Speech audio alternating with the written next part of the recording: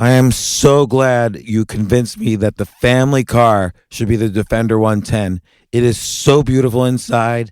It's so comfortable, and it just feels indestructible. Yes, it really is. I've been waiting a long time for the new model to come out. The Defender 110, I'm telling you, it's my favorite car of all times. It's my third one.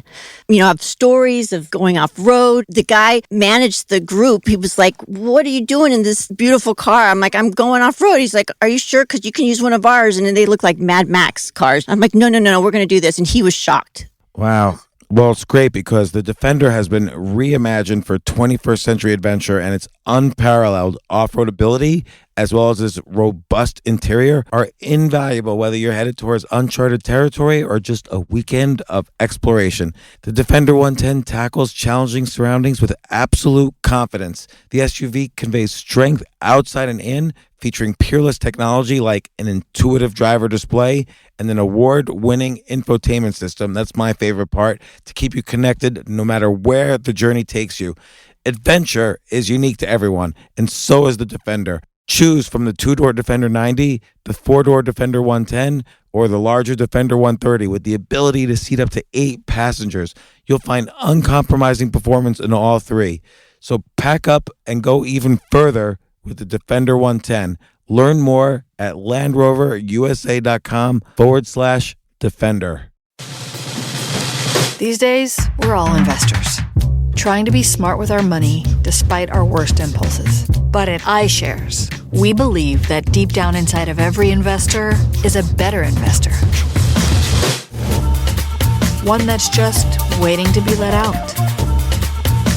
Explore iShares ETFs and insights and let your best investor out. Visit iShares.com for more information. This isn't your average business podcast, and he's not your average host. This is the James Altucher Show on the Choose Yourself Network. Today on the James Altucher Show. Let's say you were going to start right now. What would you do right now if you were going to start an internet marketing business or an internet commerce business? Yeah, so, and I think about it as just business. I mean, the internet is a location. Right. What I would do today is, number one, you have to start off with something that's truly a great product. Hopefully that goes without saying. You know, you have to have a product or a service or an idea or something that's good and that's meaningful. How do you know what's good, though? Well, you got to go out there. I mean, you got to believe in it, right? And sometimes you're just delusional. And on the other end of the spectrum, there's so many people sitting there right now listening to this with some amazingly great ideas, but they don't believe in themselves. What can they do to what's the first step in having belief in yourself? It's hard for everybody. It is, and I think it's first an acknowledgement that it is hard for everyone, but also an acknowledgement that being extraordinary isn't that hard, isn't that much more work. It's extraordinary, and everyone is so astoundingly ordinary. And so it does take, the hope is that someone just believes enough that they'll take that first step, but sometimes what it takes is somebody believing in them, and doing it. But at the end of the day, look, put something out there. Put a product out there, put an idea out there, put a book out there, write a blog post, right? If it gets traction, then it's good. It should be seen. So I've got Ryan Deiss with me. I would say you are the peak performer in the internet marketing space. Anyone who doesn't know your name, anybody in the internet marketing space knows who you are. And it's kind of like, you're the name. Hey, Ryan, how's it going? Great, James. So Ryan, we're in Austin right now. We met like 5 or 6 years ago in Austin. Mm-hmm. Tucker Max introduced us. Yeah. We were constantly figuring out ways to do business together. And kind of over the years, we've sort of crossed paths on business quite a few times, I would say. Yeah, it's having this many mutual friends, this many common interests, I think it's going to happen. But I like that we've never forced it. Yeah, we never forced it. Never forced it. And when there's been opportunities, we've kind of tackled them. And when there haven't, we backed off. So and over the past 5 years, I've seen you rise from, let's say, good quality entrepreneur to now you're like the biggest name in internet marketing. You have a huge internet marketing company called Digital Marketers. I really appreciate getting to know you over the past 5 years. And in fact, I spoke at your conference last fall, I guess it was. What was the name of that conference? Content and Commerce Summit. And it was one of my funnest talks ever. I don't even know if you listened to it because I knew you were so busy running the conference, but there was a huge audience.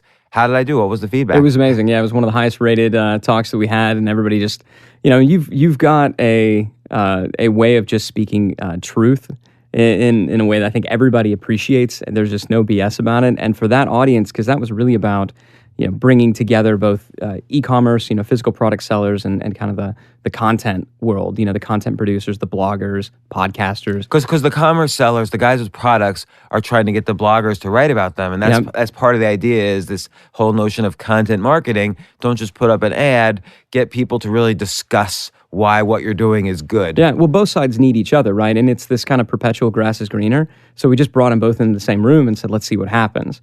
And so for you, who has experience on both of those fronts, right? You've sold stuff, whether it's digital information, and obviously, you're heavy on the content side, what we're doing right now.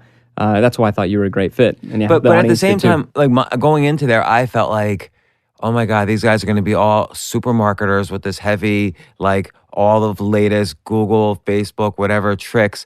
I'm not going to know anything. So I wanted to go in there and make them laugh and tell stories the entire time. Which well, what's they funny did laugh about digital marketing is there's not all the efficiencies that there once were, right? It used to be. I remember when I first got started, then this was back in 1999. I made my very first sale online in 1999. What was it? It was selling, of all things, an ebook on how to make your own baby food.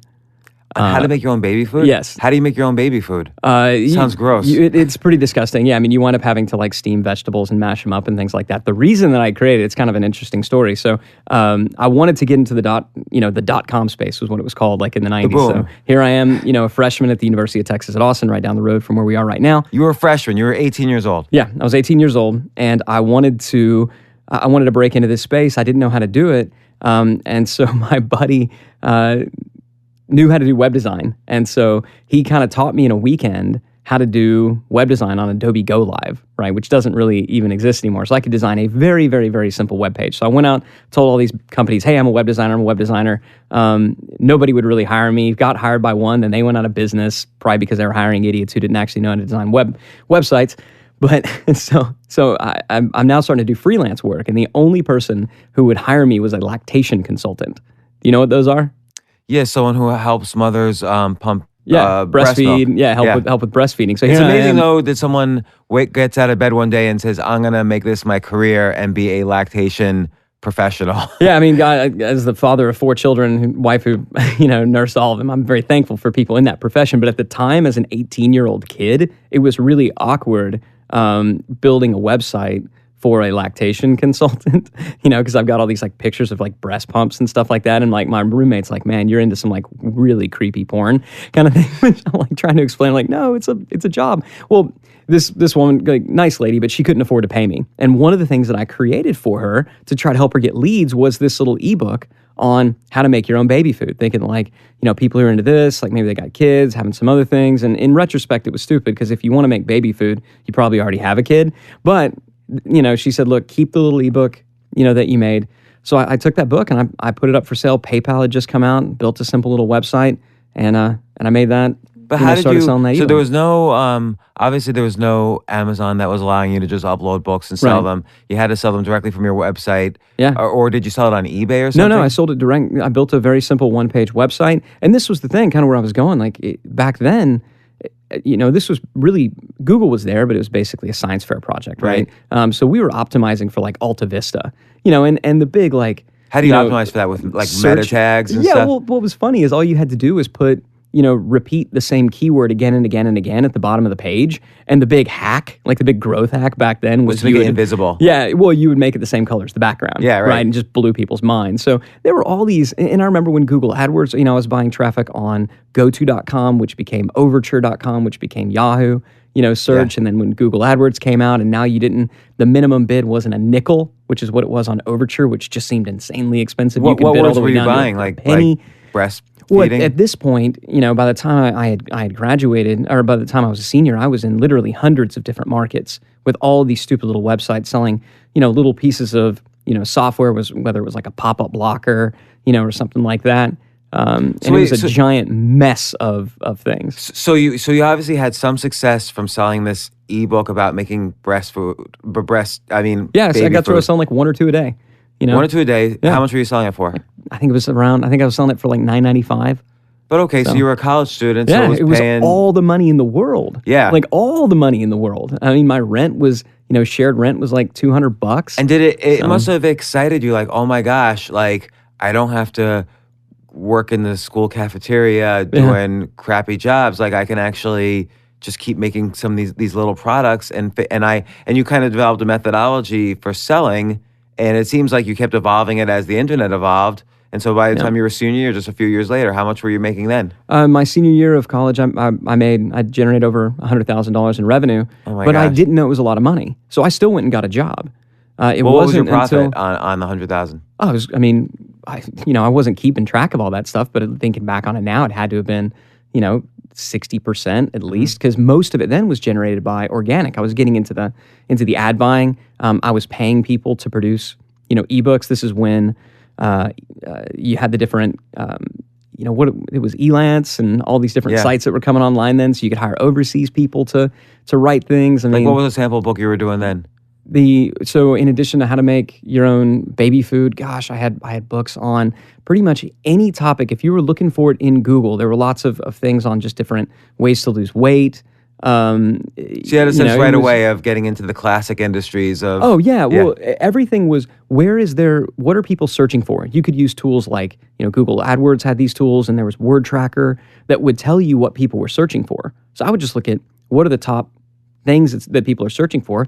I'd go and search for it and say, well, these listings aren't, there's nobody really selling anything here, so I can compete. But back then it was easy, right? It was hard to do certain things. It was hard to put up a website. It was hard to take money, but it was easy to get attention. Today, it's hard. And so really what wins today, kind of what you were saying, it's not necessarily all the tactics. Like you need to know how to do that, but kind of everybody needs to know how to do that. What wins today it really is the best storytellers. The people who, you have to have the best product, but you've got to be the best at explaining what you do, at articulating your value such that people say, holy crap, I get it and I want it. Right. And then you got to have good business economics so that you can afford to acquire customers. So it has to be like a unique vision that is head over heels above all the scammy stuff that's like, let's just take diets, which is such a scammy industry. Right. Okay, I have to be able to say either I went from 300 pounds to 200 pounds, and this is how I did it. You could believe me or not, but this is my story. You could buy the book or not. And then, kind of sell from this point of authenticity. Or you have to say, I'm a doctor and I've done all this research, and here are these other doctors who believe in what I'm saying, and I've been published in these academic journals. So you have this kind of social proof and proof and authority.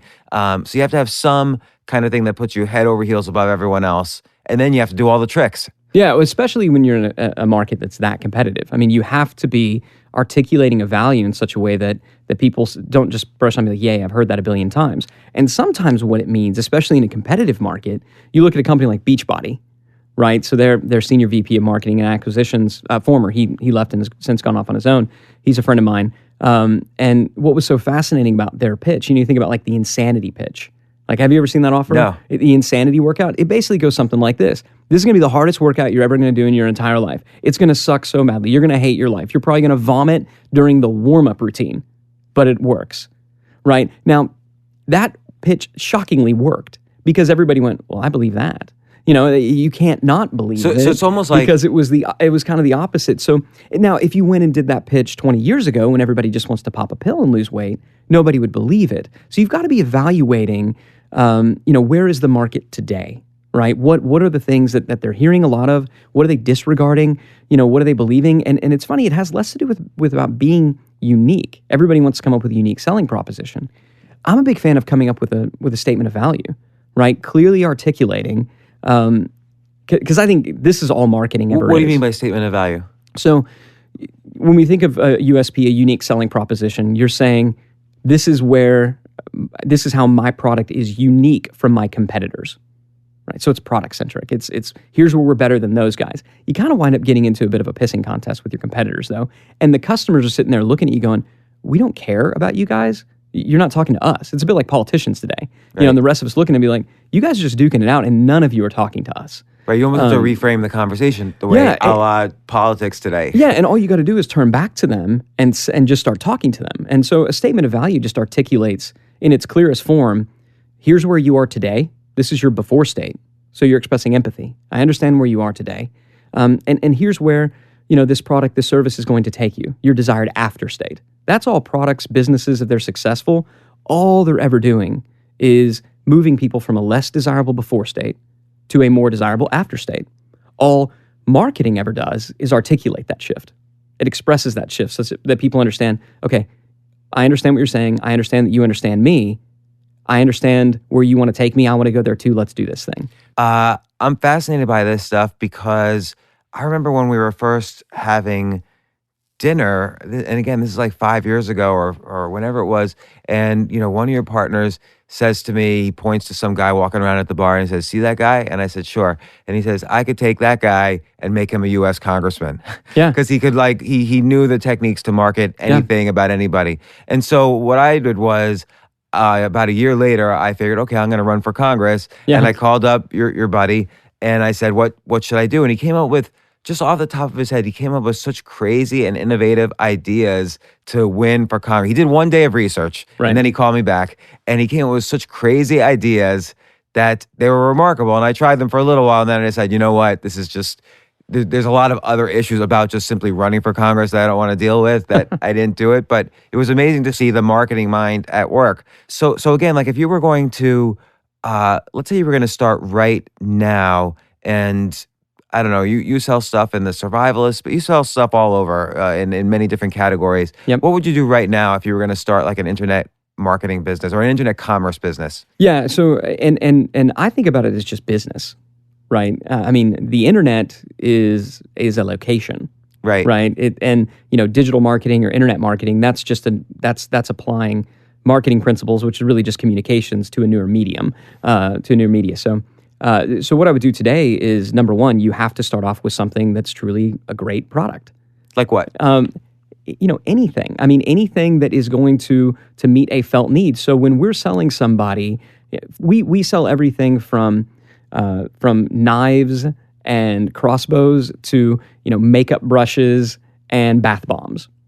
Right. What's a bath bomb? A bath bomb. It's like think about it like Maybe I don't take baths enough. Alka-Seltzer. You should take more baths. Clearly, no. Think about like an Alka-Seltzer, like a giant ball like Alka-Seltzer with like fragrance oils and all this stuff. So you drop it in your bath and it fizzes and makes everything smell nice. It's like compressed bath salts that fizz. It's the newest kind of coolest thing. So I'm getting that. So you sold me. It's beautiful. So we manufacture and sell these and you manufacture too. Uh huh. So I think that's been kind of the innovative part of one of the innovative parts of your business is that you actually go out to China or wherever, yep. and you're in charge of the whole process from beginning to end. Like you manufacture all the way to getting it to the customer. Yeah, and those are actually manufactured domestically because it's just, you know, it's basically a glorified pill press.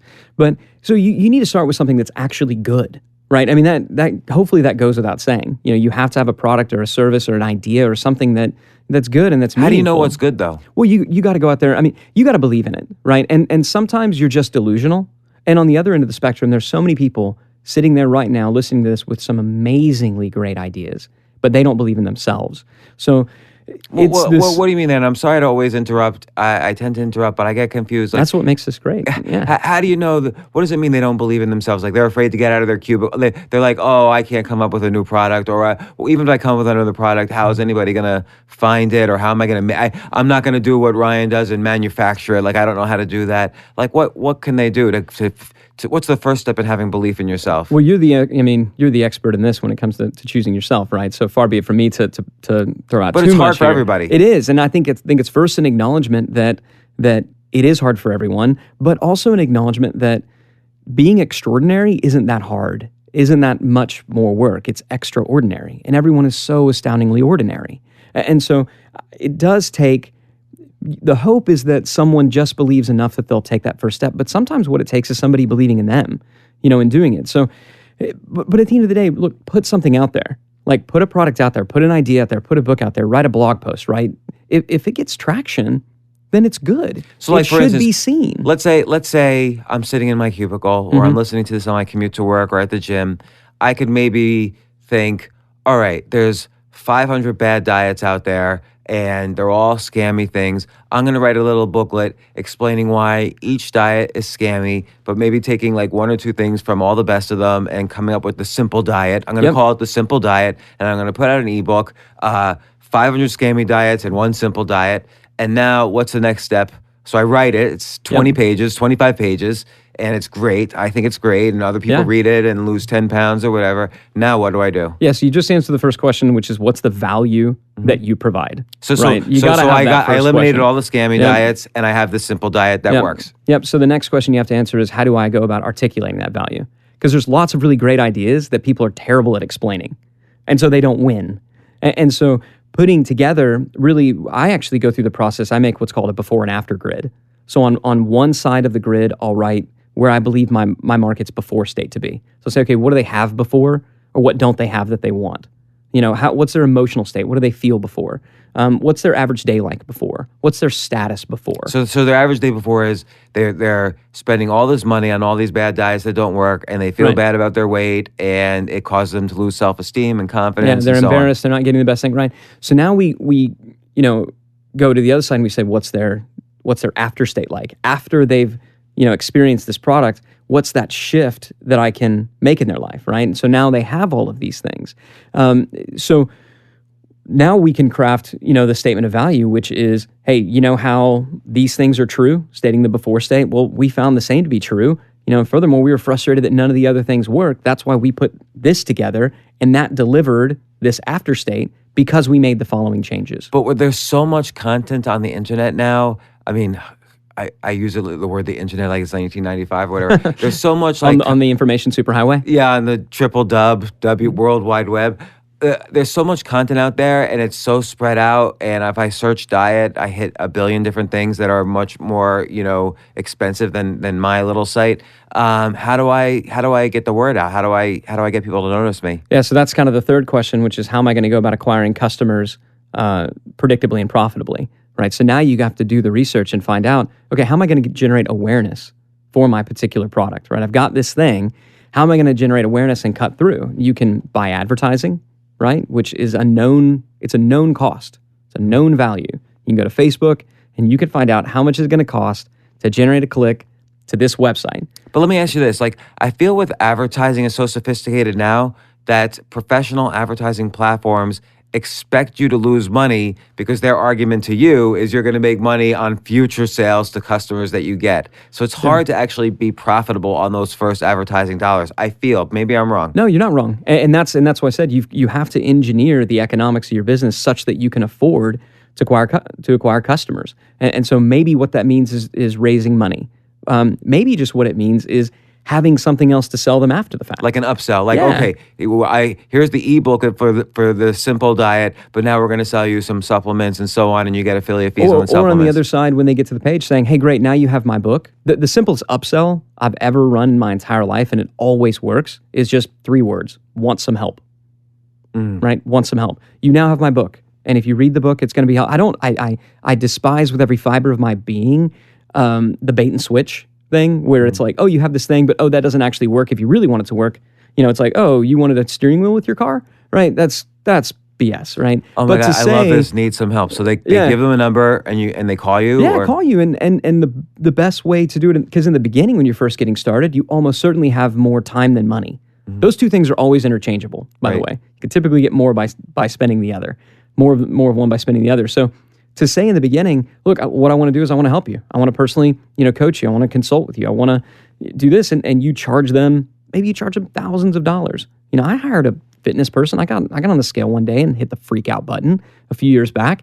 And I paid a guy an enormous amount of money to kind of coach me through the process of getting my fat butt back in shape, right? I mean, it was 5 figures because I hit the freak out button that hard. So did you lose the weight? Oh, yeah. You're looking good. Yeah, I'm looking, well, I managed to find it, some of it again, but not all of it, which is thankful. But yeah, I mean, I cut back, quite a bit under his, tutelage and instruction. But so, because what are you doing? Again, go back and reevaluate that before and after, right? That's value. That's where value rests, in that shift. And what's the distance? How far do we move people from the before state to the after state? What is the gap in that continuum? The wider the gap, the more value you provide, the more that you can charge. You think about doctors. Before, dead. After, not dead. Right? I think they should maybe get paid more. Yeah. Right? Obviously, yeah. These surgeons, but... So again, advertising dollars is one way to get noticed. What's another way? 'Cause some people don't have, they're living paycheck to paycheck. Yeah, of course. But they have a good idea for an ebook, for a 20-page ebook. Yeah, so again, it's either time or it's money. Our mutual friend Tim Ferriss, I mean, he went out before he was coming out with 4-Hour Workweek, and he hit up every major conference and event, and he made friends so that when his book was out, he could ask. I mean, so you're networking, you're making friends, you're going to influencers, but that does take a long time because you've got to deliver value in advance. Right. You can't just say, "Hi, nice to meet you. I'm James. I want to promote my book." Right? Only nobody's going to do that. I mean, Tim was blogging for 5 years or something before his book came out. Yeah. I mean, so you can do it quickly with money, or you can take some time and you can do it, accomplish it a little bit more slowly, but none of this is get rich quick. Right. None of it is. We're always building a business. The other thing that you can do is partner with somebody who maybe has some attention. There's lots of people out there. This was the whole concept of, the content and commerce event. There's lots of people who have aggregated attention. That's what media is, right? Is aggregated attention, but they're not monetizing it well. So like maybe you go to them, maybe somebody's got a killer like weight loss podcast or a weight loss blog. They're not making any money. Hey, I got this product. We should go into business together. That, I think actually that is the best idea, because in I would say my last 2 or 3 successful businesses, that's been my go-to technique. That was what I did. Same thing in college. I would partner with experts and I would pay them a royalty to write the book, and I would market it. But so you were the distribution for them, right? But you were able to market it because you knew back then all the tricks. So like, let's say I'm in my cubicle and I have this idea for the simple diet, and I'm also going to trash the 500 scammy diets. Who should I then partner with? Like some weight loss company or some other internet marketer who does diet books? Or you probably want to look for somebody who is talking to. I mean, the best strategic partnerships is someone who is talking to who you want to talk to, but they're not offering what you have to offer.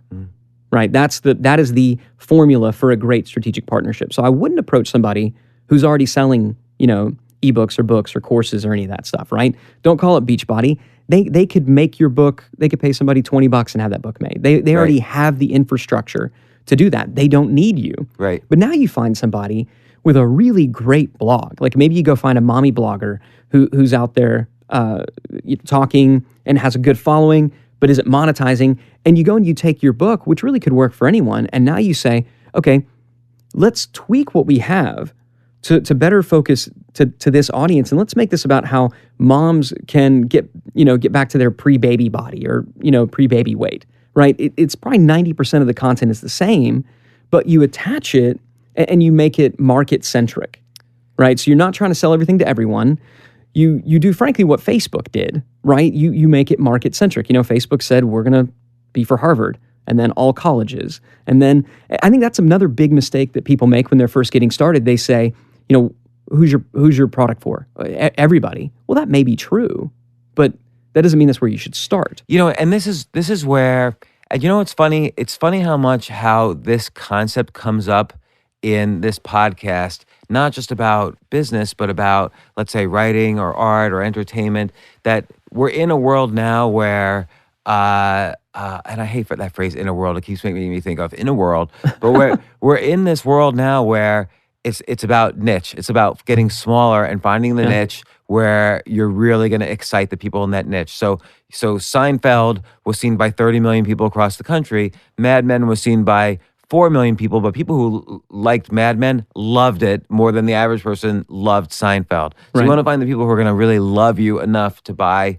your product. And you just gave me a great idea. I do know some mommy blogs out there who are trying to monetize, but they don't have the products. So I'm going to go contact them, and as an experiment, I'm going to help them find products and monetize it. Yeah. And you know what? For people listening to this, and if you're wondering how you can do what Ryan does and start a profitable online business and make extra income and not be tied to your desk, then I really encourage you to check out what Ryan does. He's such a great resource. I've known him for so long, for 5 years now. You've given me a bunch of resources over the years. I've always called you when I've needed help, and you've always answered. I'm going to include those resources on my blog as part of the show notes, which I write after every podcast. I write about what I've learned and the takeaways I find useful. So I think it'll be really helpful for people listening. Check it out on my blog, jamesaltucher.com/Ryan. So Ryan, you've given us advice on how to make money from the cubicle and start that kind of career. This is great. So much value. Yeah, we could talk all day. Yeah. Thanks, Ryan. This is great. Thanks, buddy. So that was good. So much value. For more from James, check out the James Altucher Show on the Choose Yourself Network at jamesaltucher.com and get yourself on the free insiders list today.